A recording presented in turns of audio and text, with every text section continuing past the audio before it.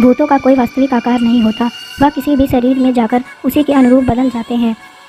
शहरों में लोग की आबादी बढ़ती जा रही है, इसके लिए रहायशी इलाकों भी बढ़ते जा रहे हैं और रहायशी कॉलोनियों को बनाने के लिए जंगल कट रहे हैं। लेकिन जंगल में रहने वाले जीव जंतु रिहायशी विकास से सबसे ज़्यादा प्रभावित हो रहे हैं। ऐसे ही सरकारी आदेश के अनुसार एक जंगल काटा जा रहा था। उस जंगल में बहुत से जंगली जानवर थे जिनको सुरक्षित करने के लिए एक चिड़ियाघर बनाने का विचार चल रहा था। ठीक तभी प्रशासनिक निर्णय से एक बहुत पुराने खंडहर को चिड़ियाघर में बदल दिया जाता है और कटे हुए जंगलों से जितने भी जानवर पकड़े गए हैं उन्हें इसी चिड़ियाघर में लाकर रखा जाता है। लेकिन सभी इस बात से अनजान थे कि यह खंडहर कोई साधारण भवन नहीं है, बल्कि भूतों का एक रहस्यमयी ठिकाना है। आज भी कई भूत खंडहर के कोने कोने में उपस्थित हैं और प्रशासनिक अधिकारियों को भूतों की दहशत का नमूना जल्द ही दिखाई देने वाला था, क्योंकि जितने भी जानवरों को खंडहर में लाया गया था सभी के बर्ताव डरावने हो चुके थे। उनके पिंजड़ों के करीब जाते ही वह ज़ोर ज़ोर से आवाज़ निकालने लगते।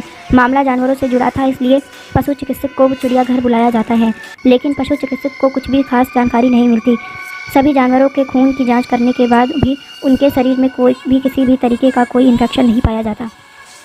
दरअसल जानवरों के अंदर भूत होना कल्पना से ऊपर था, इसलिए पशु चिकित्सक अपने विज्ञान के माध्यम से इलाज करने का प्रयास कर रहे थे। बहुत जल्दी चिड़ियाघर दर्शकों के लिए खोला जाना था, लेकिन जानवरों का ऐसा हाल देखकर आम जनता के लिए चिड़ियाघर खोलने का फैसले पर रोक कर दिया गया। शासन की मुश्किलें बढ़ती जा रही थीं और जानवरों की हालत बद से बदतर होती जा रही थी। उन्हें एहसास होने लगा कि जानवरों के जंगल को काटकर शायद हमने बहुत बड़ी गलती की। चिड़ियाघर के अंदर भालू, हाथी, शेर, सांप और कई तरीके के पक्षी रहा करते थे। एक रात सभी जानवर भूतों से प्रभावित उग्र होकर खंडहर की दीवारों को धक्का मारकर गिरा देते हैं। दीवार गिरते ही सभी जानवर रिहायशी क्षेत्रों की तरफ दौड़ पड़ते हैं। भूतिया चिड़ियाघर खाली हो चुका था और सड़कों में जानवर मौत का तांडव मचा रहे थे। रास्ते से निकलने वाली गाड़ियों को हाथी अपने हमले से स्तब्ध कर रहे थे। शेर, चीते इंसान को कई टुकड़ों में काट रहे थे। शहर की सड़कों पर खून की नदियां बहने लगी थीं और प्रशासन हाथ पे हाथ धरे बैठा था। किसी को कुछ समझ में आ नहीं रहा था कि इतने सारे जानवरों को कैसे काबू में किया जाए। सारे शहर में कर्फ्यू लगा दिया गया था। सभी को लगा रहा था कि जंगल जानवर अचानक जंगल के कटने से पागल हो चुके हैं, इसलिए इतना नरसंहार कर रहे हैं। किसी भी कानून में इंसानों की जान को प्राथमिकता दी जाती है, इसलिए जंगली जानवरों को मारने का आदेश जारी कर दिया जाता है। आदमखोर जानवरों को हेलीकॉप्टर की मदद से ट्रैक किया जाने लगता है। शहर के चारों तरफ मौत तांडव मचा रही थी। जानवर अब कॉलोनियों में घुस रहे थे, लोगों के घर तोड़ने लगे। जानवरों की दहशत से कोई पहाड़ में भाग रहा था तो कोई पेड़ में चढ़ रहा था। सब कहीं ना कहीं अपनी जान बचाने के लिए भाग रहे थे। सारे शहर में आर्मी तैनात कर दी जाती है। आर्मी टैंक रोड पर जानवरों को ढूंढ ढूंढ कर मार रहे थे, लेकिन जानवरों के अंदर भूत सवार थे, इसलिए वह बेखौफ होकर आर्मी के टैंक की धज्जियां उड़ा दे रहे थे। हाथी अपनी जोरदार टक्कर से कई टैंकों को धराशायी कर देते हैं। जानवर कंट्रोल में नहीं आ रहे थे। तभी अचानक ऊपर उड़ रहे हेलीकॉप्टर पर एक विशालकाय बाज झपट्टा मार देता है, जिससे हेलीकॉप्टर का संतुलन बिगड़ जाता है और हेलीकॉप्टर घने जंगल में जाकर गिरता है, जिससे जंगल में एक जोरदार धमाका होता है और हेलीकॉप्टर के अंदर उपस्थित सभी लोगों की जान चली जाती है। भूतिया जानवरों के आतंक मचा दिया था, लेकिन इनके लिए जिम्मेदार हम लोग थे, जिन्होंने उनके जंगल को अपने फ़ायदे के लिए काटने दिया और जंगली जानवरों को मजबूरी में उस भूतिया चिड़ियाघर में आकर रहना पड़ा।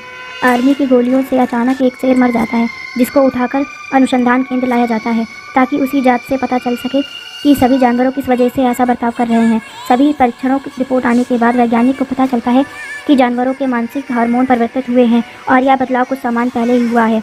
लेकिन ऐसा क्यों हुआ, जानवर ऐसा किस वजह से कर रहे हैं, इसका पता खंडहर के अंदर ही चल सकता था। वैज्ञानिकों को खंडहर में कुछ संदेह उत्पन्न होता है, इसलिए वह जांच करने के लिए अपने यंत्रों के साथ उसी भूतिया चिड़ियाघर पहुंचते हैं और सारे खंडहर के कोने कोने की फ्रिक्वेंसी की जांच करते हैं। तभी उन्हें अपने डिवाइस पर आत्माओं के होने का संकेत दिखाई देता है। वैज्ञानिक को पता चलता है कि सभी जानवरों के शरीर को भूतों और प्रेतों ने कब्जा कर लिया है और अब भूत ही शरीर पे आतंक मचा रहे हैं। वैज्ञानिक प्रशासनिक अधिकारियों से मुलाकात करते हैं और बताते हैं कि सभी जानवर के आदमखोर बनने की वजह भूतिया आत्माओं जो उस खंडहर में मौजूद हैं। हमें जानवरों के अंदर से भूत निकालना होगा ताकि जानवरों को संरक्षित करा जा सके, शहर को शमशान बनने से रोका जा सके। जानवरों को पकड़ने के लिए स्पेशल कमांडो की एक टीम बनाई जाती है, जिन्हें कुछ खास हथियार दिए जाते हैं। कमांडो एक करके सभी जानवरों को बुलेट गन इंजेक्शन की मदद से काबू में कर लेते हैं, लेकिन मजबूरी में कुछ जानवरों को जान से मारना पड़ता है। जानवरों को रिसर्च सेंटर में लाया जाता है और उनके मानसिक बर्ताव को ठीक करने के लिए उनका न्यूरो हार्मोन ट्रांसप्लांट किया जाता है। कई दिनों के इलाज के बाद सभी जानवरों की हालत ठीक होने लगती है, लेकिन उस भूतिया चिड़ियाघर को हमेशा के लिए ध्वस्त कर दिया जाता है। भूत केवल इंसानों को नहीं, जानवरों को भी क्षति पहुंचाते हैं। यह बात वैज्ञानिकों को समझ में आ चुकी थी और जानवरों के आतंक को ख़त्म होने के साथ यह कहानी भी समाप्त हो जाती है। धन्यवाद। अगर आपको हमारी कहानियाँ पसंद आई तो ऐसे ही और कहानी के लिए इस चैनल को सब्सक्राइब करें और इस वीडियो को लाइक करें। धन्यवाद।